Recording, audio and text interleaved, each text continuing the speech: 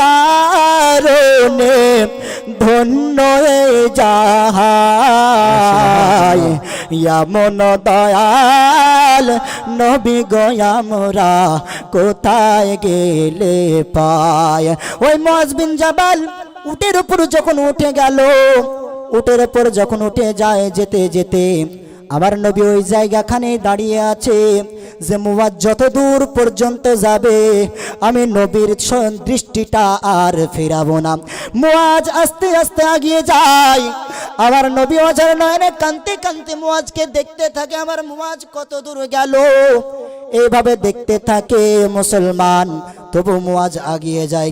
যত দূর পর্যন্ত ওই মরুভূমিতে আমার নবীর দৃষ্টি যায় মুআজের দিকে ততক্ষণ পর্যন্ত চাহিয়ে থাকি।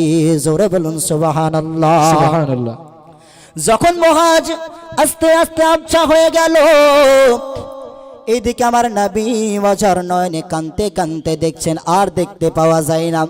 তখন আমার নবী চোখের টস টস করে অশ্রু ঝরে বলছেন, আয় রব্বুল আলামিন, ওই মুআজকে তুমি জান্নাতি হিসাবে কবুল করে নিও, ওই মুআজকে তুমি ইয়ামেন দেশের সঠিক গভর্নর হিসাবে কবুল করে নিও। জোরে বলুন সুবহানাল্লাহ।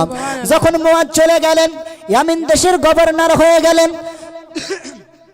আমার নবী পাক সাল্লাল্লাহু তাআলা আলাইহি ওয়াসাল্লামের এখানে ওফাত হয়ে গেল। ওফাত হয়ে যাওয়ার পর অনেক দিন পর ওই মুআজ ওই ইয়ামেন দেশ থেকে ওই উটে করে আবার আসছেন যে আমার নবী হয়তো জিন্দা আছেন, আমার নবী হয়তো আমার জন্য অপেক্ষায় আছেন, যায় যায় আমি একটু দেখি আমার নবী কোথায় আছে। মুআজ বিন জাবাল ওই ইয়ামেন দেশ থেকে যখন আসে, এসে দেখে আমার নবীর রওজায় বড় বড় ঘাস বুলিয়ে গিয়েছে। যখন বড় বড় ঘাস